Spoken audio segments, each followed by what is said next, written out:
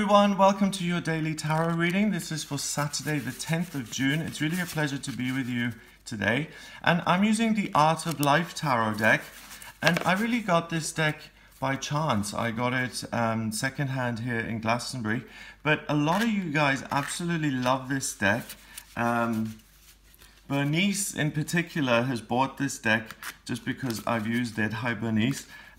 So I'm going to use it again today to see what the messages are. And if you're new to the channel, what I do every day is I choose 3 tarot cards, and that gives an insight for everyone watching this video what the energy is going to be like and what you'll be working with. So I've shuffled the cards a couple of times.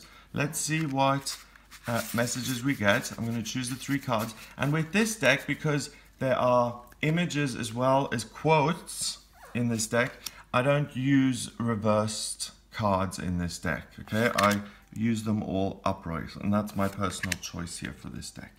So let's see what we have. We have the High Priestess, the 3 of Swords, and the 5 of Wands. The High Priestess in the tarot is about having access to all knowledge, being very passive, and really being able to tune into the collective unconscious to get your ideas. Okay, so it's highly intuitive, it's spiritual, and it means that on Saturday here, if you tune in, it's very likely that you will get the message that you require.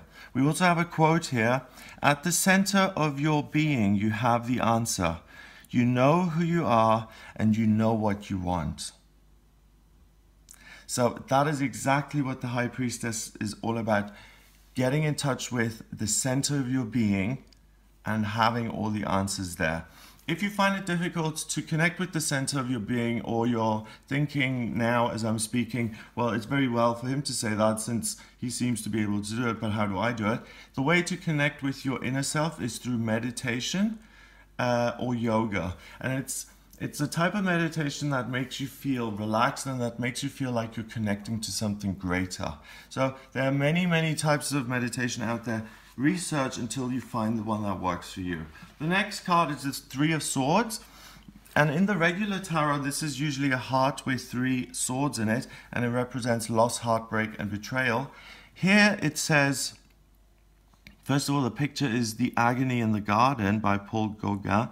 And difficulties exist to be surmounted, Ralph Waldo Emerson. So the difficulties we experience in life are there to be surmounted. That is how we grow, and that's how we develop. But sometimes it's a little bit difficult to do things by ourselves. So if things seem difficult today, make sure you ask for help. Get in touch with your own higher self, your inner guidance, your guides, your angels, the universe, because it's because you have this deep understanding of who you are as a person that you're able to deal with the difficulties that may arise during the day. You know, if I'm really good friends with myself and I really feel good about myself, if something difficult happens, I'm going to get over that much quicker than if I'm constantly at odds with myself, or if I'm blaming myself for everything.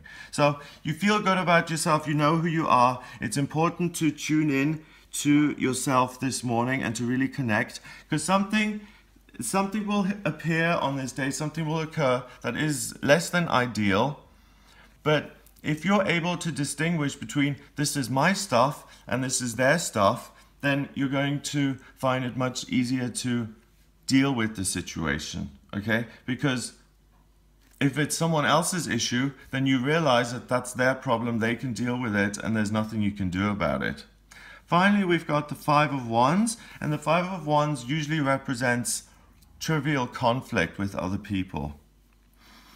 The message here by Euripides is the wisest men follow their own direction. Oh my God, it couldn't be any clearer than this, okay?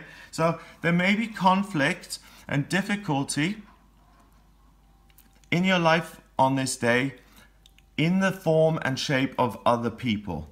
Other people may cause conflict, other people may let you down, other people may deceive you or lie to you or try and pull the wool over your eyes. That's not going to work today, because today you get in touch with the center of your being. That is what is really important to do in the morning. Take 5 minutes, a second, 10 minutes, whatever you want. Get in touch with the center of your being. Go into the day. If there are difficulties, realize that you have kept your side of the street clean. You're doing what's right. You're not cheating. You're not hustling anyone. You're doing things above board.